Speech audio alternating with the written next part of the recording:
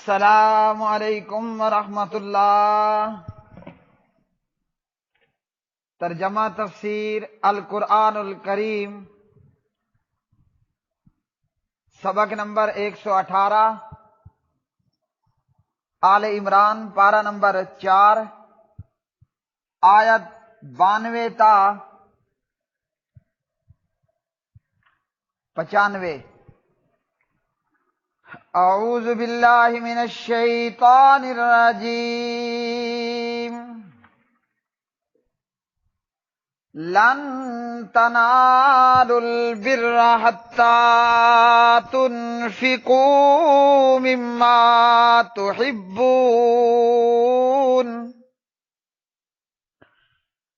وما تنفقوا من شيء فإن الله به عليم۔ كل الطعام كان حلا لبني إسرائيل إلا ما حرم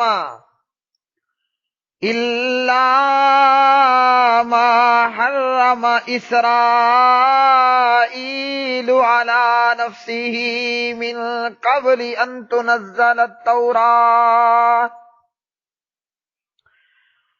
قل فأتوا بالتوراة فاتلوها إن كنتم صادقين۔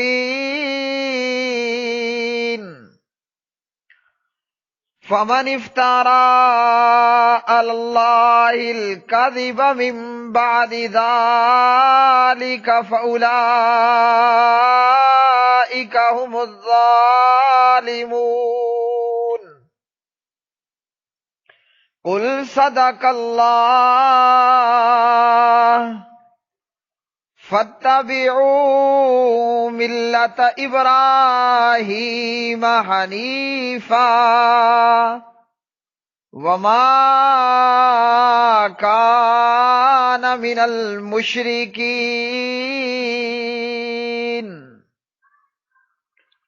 تم پوری نیکی ہرگز حاصل نہیں کرو گے یہاں تک کہ اس میں سے کچھ خرچ کرو جس سے تم محبت رکھتے ہو، اور تم جو چیز بھی خرچ کرو گے تو بے شک اللہ تعالیٰ اسے خوب جاننے والا ہے۔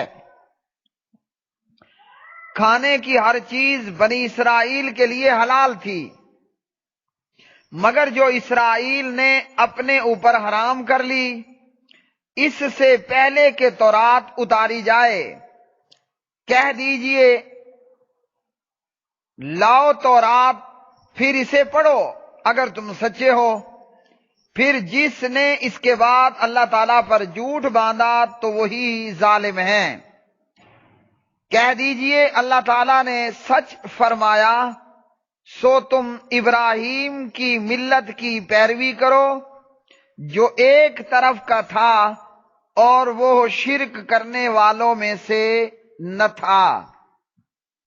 لن تنالو، ہرگز نہیں تم حاصل کر سکو گے، البرا نیکی، حتیٰ یہاں تک کہ تنفقو تم خرچ کرو، مما کچھ ان میں سے جو تحبون تم پسند کرتے ہو، وما اور جو تنفقو تم خرچ کرو گے، من شیء کوئی چیز، فإن اللہ تو بلا شبہ اللہ تعالی بھی اس کو علیم خوب جاننے والا ہے۔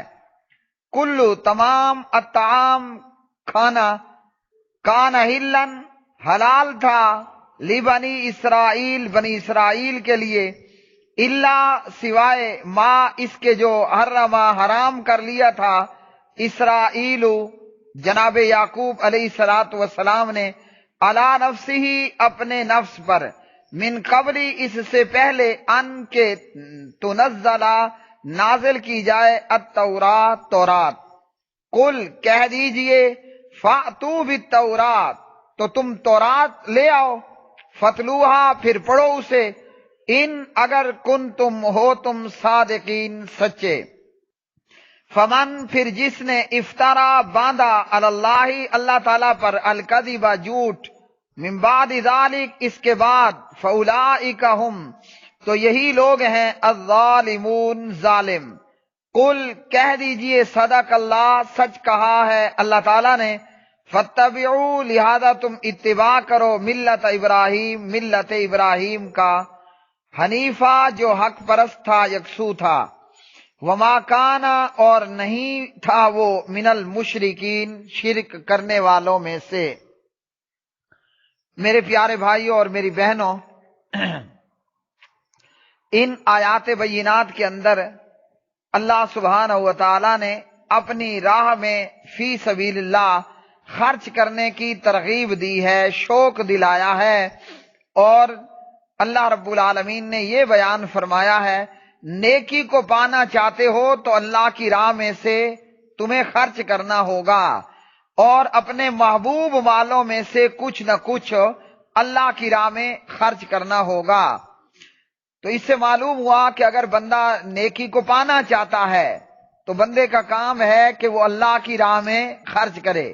اور ویسے بھی اللہ نے اس سورت کے آغاز میں ہی مومنوں کی یہ صفت بیان کر دی تھی کہ مومن لوگ اللہ کی راہ میں خرچ کرتے ہیں اللہ تعالیٰ کے دیے ہوئے مال میں سے۔ اور پھر اللہ نے یہ نہیں کہا کہ سب کا سب اللہ کی راہ میں خرچ کر دو، فرمایا کچھ نہ کچھ خرچ کرو، خاص ان چیزوں میں سے جو تمہیں محبوب ہیں اور پیاری ہیں۔ اب جو بھی بندہ خرچ کرتا ہے تو اللہ تعالیٰ جانتا ہے۔ یاد رکھیے کہ خرچ کرنے والے دو قسم کے ہیں، ایک شخص خرچ کرتا ہے محض اللہ کی رضا کی خاطر، اللہ کی رضا کی خاطر اپنا مال خرچ کرتا ہے، اس کا خرچ کیا ہوا اللہ تعالیٰ اسے کئی گنا بڑھا چڑھا کر کل قیامت کے دن میں بھی دے گا، اور دنیا کے اندر بھی مَا نَقَصَتْ صَدَقَةٌ مِّن مَّالٍ صدقہ آپ کے مال میں خرچ کرنا آپ کے مال میں کمی نہیں کرتا۔ تو اللہ کی راہ میں دینے پر یہاں بھی مال بڑھتا ہے، اور کل قیامت کے دن بھی ایک کے بدلے 10 اور اسی طرح 700 گنا اور اس سے زیادہ اللہ کی راہ میں خرچ کیے ہوئے پر بندے کو بدلہ ملنے والا ہے۔ تو دوسری قسم کا خرچ کرنے والا ہے وہ ریاکار ہے، وہ دکھلاوے کے لیے خرچ کرتا ہے، اس کا خرچ کرنا بیکار ہے۔ ہر وہ عمل جس کے اندر ریاکاری پائی جائے گی، وہ اللہ کی راہ میں خرچ کرنا ہو، کہ وہ قرآن پڑھنا ہو، کہ وہ جہاد کرنا ہو، کوئی بھی کام ہو، اگر اس کے اندر ریاکاری ہے وہ عمل آپ کا ضائع اور برباد ہے۔ ایک تو عمل برباد، الٹا لینے کے دینے پڑ جاتے ہیں۔ اس ریاکاری کی وجہ سے ریاکار کو جہنم رسید بھی کر دیا جائے گا۔ پیارے نبی علیہ الصلوۃ والسلام نے ہمیں ہمہ قسم کے تمام قسم کے اعمال میں اپنی نیت کو درست کرنے کی تعلیم فرمائی ہے۔ آپ کی نیت بھی درست ہو، یعنی اللہ کی رضا کی خاطر آپ خرچ کر رہے ہوں، آپ کا طریقہ بھی جناب محمد الرسول اللہ صلی اللہ علیہ وسلم کی سنت اور سیرت اور حدیث کے تحت ہونا چاہیے۔ اگر نیت میں فطور ہوا، ریاکاری اور دیگر کوئی خرابی ہوئی، یا طریقہ جناب محمد الرسول اللہ صلی اللہ علیہ وسلم کا نہ ہوا، اس صورت کے اندر اگر نیت کے اندر خرابی اور فطور ہوئی، نیت کے اندر گڑبڑ اور خرابی والا معاملہ ہوا، تو تب بھی آپ کا خرچ کیا ہوا ضائع اور برباد ہوگا۔ بیسیوں لوگ ہیں جو بیسیوں نیکیوں کے کام کرتے ہیں، سینکڑوں نیکیوں کے کام کرتے ہیں، لیکن ریاکاری کی وجہ سے اپنے کیے کرائے کو خراب کر دیتے ہیں۔ اس لیے صحیح بخاری میں پیارے نبی علیہ الصلوۃ والسلام کا فرمان ذی شان راوی اس روایت کے جناب عمر ابن خطاب رضی اللہ تعالی عنہ ہیں، اور امام بخاری علیہ رحمہ اس روایت کو، امام بخاری رحمت اللہ علیہ اس روایت کو صحیح بخاری میں کئی مقامات پر لے کر آئے۔ انما الاعمال بالنیات وانما لکل امرئ ما نوی، اعمال کا دار و مدار نیتوں پر، نیتوں پر ہے، اور ہر بندے کو اس کی نیت مطابق ملے گا، نیت مطابق اس کے ساتھ معاملہ ہوگا۔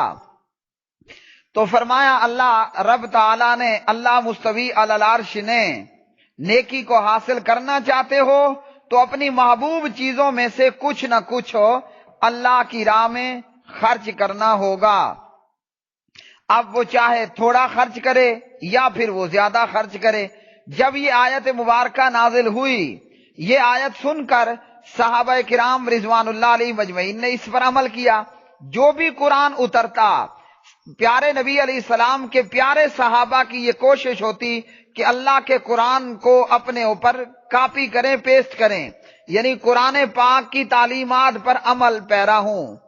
اس آیت کے اترنے پر بھی صحابہ کرام کے اندر یہ معاملہ ہوا۔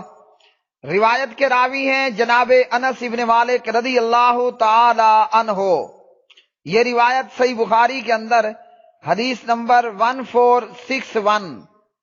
انس فرماتے ہیں کہ صحابہ میں سے حضرت ابو طلحہ انصاری رضی اللہ عنہ جناب نبی کریم علیہ السلام کی خدمت میں حاضر ہوتے ہیں اور عرض کرتے ہیں کہ یا رسول اللہ صلی اللہ علیہ وسلم، میری جائیداد میں جو مجھے سب سے زیادہ محبوب ہے نا، وہ یہ میرا باغ ہے۔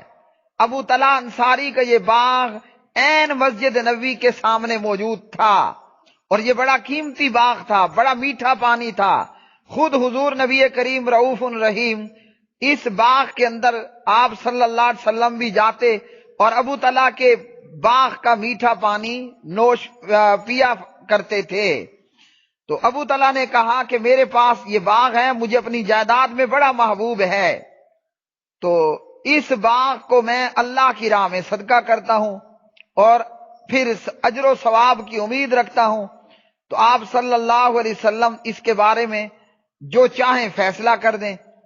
تو پیارے نبی علیہ الصلوۃ والسلام نے پھر ابو طلحہ سے کہا ٹھیک ہے، یہ باغ اپنے غریب رشتہ داروں میں تقسیم کر دو۔ قیمتی باغ، باغ کے اندر پھل بھی قیمتی، باغ کا پوائنٹ بھی قیمتی، اور ابو طلحہ نے اپنی یہ محبوب ترین چیز اللہ کی راہ میں صدقہ کر دی۔ اسی طرح صحابہ میں سے جناب عمر ابن خطاب رضی اللہ تعالی عنہ نے عرض کی یا رسول اللہ صلی اللہ علیہ وسلم، مجھے خیبر میں سے جو حصہ ملا ہے یہ میرے نزدیک بڑا محبوب اور نفیس مال ہے، اور ایسا عمدہ مال آج تک مجھے نہیں ملا۔ اب میں نے یہ ارادہ کیا کہ میں اسے اللہ کی راہ میں صدقہ کر دوں۔ پیارے نبی نے عمر سے کہا اس اصل کو اپنے پاس رکھو، یعنی باغ اپنی ملکیت میں رہنے دو، اس باغ کے پھل کو اللہ کی راہ میں تقسیم کر دو، صدقہ کرتے رہو۔ چنانچہ عمر رضی اللہ عنہ نے اس باغ کو فی سبیل اللہ وقف کر دیا۔ صحیح بخاری حدیث نمبر 2396۔ تو یہ تھی صحابہ کرام رضوان اللہ علیہم اجمعین کی اس کے تعلق سے مثالیں۔ پھر اللہ رب العالمین فرماتے ہیں کھانے کی ہر چیز بنی اسرائیل کے لیے حلال تھی، مگر جو جناب اسرائیل نے اپنے اوپر حرام کر لی۔ اسرائیل حضرت بابا جی یعقوب علیہ السلام کا لقب تھا۔ اسرائیل کے معنی بنتے ہیں عبداللہ، اور یہ حضرت یعقوب علیہ السلام کا لقب تھا۔ حضرت یعقوب علیہ السلام بیمار ہوتے ہیں اور بڑی جو ہے وہ سخت بیماری کے اندر مبتلا ہوئے، تو جناب یعقوب علیہ السلام نے نظر مان لی۔ کیا نظر مان لی؟ کہ اللہ تعالیٰ مجھے صحت دے تو میں اونٹ کا گوشت نہیں کھاؤں گا اور اونٹنیوں کا دودھ نہیں پیوں گا۔ حضرت بابا جی یعقوب علیہ السلام کو اونٹ کا گوشت بڑا پسند تھا اور اونٹنیوں کا دودھ بھی بڑا پسند تھا۔ ویسے بھی میرے بھائیوں، جن لوگوں نے اونٹ کا گوشت کھایا ہے اور اونٹنیوں کا دودھ پیا ہے، اونٹ کے گوشت کی ایک اپنی ہی بے پناہ لذت ہے۔ مجھے بھی زندگی میں ایک مرتبہ کھانے کا اتفاق ہوا مدینۃ المنورہ میں اپنے بھائی زبیر حافظہ اللہ تعالی کے گھر میں، تو انتہائی لذیذ ترین یہ ڈش جناب یعقوب علیہ السلام نے یہ نظر مان لی کہ اللہ تعالی مجھے صحت یابی فرما دیں تو میں جو ہے وہ اونٹ کا گوشت اور اونٹنیوں کا دودھ نہیں پیوں گا۔ اس شریعت کے اندر یہ بات حلال تھی کہ ایسی نظر مانے جانا درست تھا، لیکن محمد الرسول اللہ صلی اللہ علیہ وسلم کی شریعت میں ایسی نظر کی کوئی اجازت نہیں ہے۔ نبی علیہ الصلوۃ والسلام کے تعلق سے ایک واقعہ ہے کہ نبی علیہ السلام نے اس واقعے میں جس کا ذکر اللہ نے سورۃ التحریم یا ایھا النبی لم تحرم ما احل اللہ کے تحت کیا، کہ نبی علیہ السلام نے شہد پینے کو اپنے اوپر حرام قرار دے لیا، یا بعض روایات میں ماریہ قبطیہ رضی اللہ عنہا آپ کی لونڈی کے حوالے سے ہے، لیکن اس پر اللہ تعالیٰ نے اس قسم کی بات سے نبی علیہ الصلوۃ والسلام کو منع کر دیا۔ اب دراصل یہود نے نبی علیہ الصلوۃ والسلام پر مسلمانوں پر یہ اعتراض کیا، ان کے دیگر بے شمار جہلانہ اعتراضات، کہ یہ چیزیں تو حرام ہیں، اور اگر محمد الرسول اللہ صلی اللہ علیہ وسلم ابراہیمی ہیں تو یہ اونٹ کا گوشت کیوں کھاتے ہیں اور اونٹنیوں کا دودھ کیوں پیتے ہیں؟ اس پر اللہ رب العالمین نے فرمایا یہ تمام چیزیں ابراہیم علیہ السلام کے وقت میں تو حرام نہیں تھیں، اور نہ یہ تمام چیزیں تورات میں حرام تھیں۔ تورات تو جناب یعقوب علیہ السلام کے بعد میں آنے والے پیغمبر موسیٰ کلیم اللہ علیہ الصلوۃ والسلام پر نازل ہوئی، تو نبی علیہ الصلوۃ والسلام کا اونٹنیوں کا گوشت کھانا یا دودھ پینا یہ ابراہیمی ہونے کے خلاف نہیں ہے۔ ابراہیم علیہ الصلوۃ والسلام کے وقت میں تو اونٹنیوں کا گوشت کوئی حرام نہیں تھا، نہ تورات میں اس کو حرام بتایا گیا، یہ تو جناب یعقوب علیہ السلام کی نظر اور منت تھی، اور یہ کہ انہوں نے اس قسم کی نظر اور منت جو ہے وہ مانی تھی۔ تو یہ جناب یعقوب علیہ السلام کی منت تھی، اور پھر جب بعد میں تورات نازل ہوئی تو اس میں اونٹ کا گوشت اور دودھ حرام قرار دے دیا گیا۔ اور اسی طرح ان یہودیوں نے جناب عیسیٰ علیہ الصلوۃ والسلام کو بھی جھٹلا دیا تھا کہ عیسیٰ علیہ الصلوۃ والسلام بھی تورات میں بعض حرام کردہ چیزوں کو حلال کر دیتے تھے۔ یہودیوں کا قرآن مجید پر ایک یہ بھی اعتراض تھا ناسخ اور منسوخ کے حوالے سے، تو یہ معاملہ تو سابقہ شریعتوں میں بھی چلتا رہا۔ ابراہیم علیہ السلام کے وقت میں اونٹ کا گوشت حرام نہیں تھا، یعقوب علیہ السلام نے نظر مانی حرام کر لیا، پھر جب تورات نازل ہوئی اتاری گئی تو اس میں حرام قرار دے دیا گیا، پھر جب اللہ نے عیسیٰ علیہ الصلوۃ والسلام کو بھیجا تو تورات میں بعض حرام کردہ چیزیں انہوں نے حلال قرار دے دیں۔ اسی طرح مسند امام احمد ابن حنبل میں جناب حضرت عبداللہ بن عباس رضی اللہ تعالی عنہما سے روایت ہے کہ یہودیوں نے نبی علیہ الصلوۃ والسلام سے سوالات کیے، اور اس میں ایک سوال یہ تھا کہ کھانے کی وہ کون سی چیز تھی جنہیں یعقوب علیہ السلام نے تورات نازل ہونے سے پہلے اپنے اوپر حرام قرار دے دی تھی۔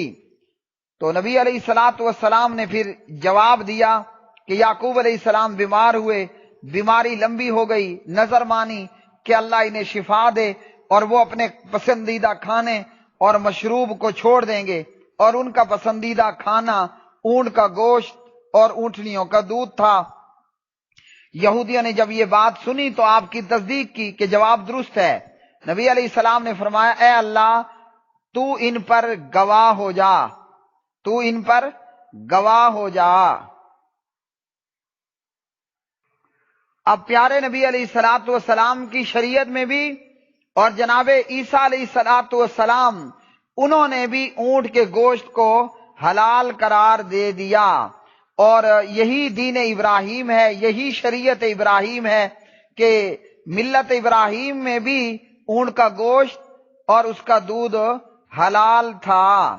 یہ اور بات ہے کہ اسرائیل اور ان کی اولاد پر یہ حرام کر دی گئی، لیکن عیسیٰ علیہ السلام آئے تو یہ حرام دوبارہ حلال بنا دیا گیا۔ اس وقت میں یہودیوں نے عیسیٰ علیہ السلام کی مخالفت کی، اور اب گھٹیے قسم کے اعتراضات انہی لوگوں کے محمد الرسول اللہ صلی اللہ علیہ وسلم کے تعلق سے بھی تھے۔ تو ابراہیم علیہ السلام کے سچے پیروکار محمد الرسول اللہ صلی اللہ علیہ وسلم اور ایمان والے، اور اگر یہودیوں کا دعویٰ کہ ہم ابراہیمی ہیں، تو پھر اس دعوے کی موافقت یہ ہونی چاہیے تھی کہ محمد الرسول اللہ صلی اللہ علیہ وسلم کے نبی رسول ہونے کی گواہی دی جاتی اور اسلام قبول کیا جاتا، لیکن یہ نہ ہوا، اور وہی سابقہ جاہلانہ اور متعصبانہ اعتراضات اور سوالات اسی طرح رہے۔ وآخر دعوانا ان الحمد للہ رب العالمین۔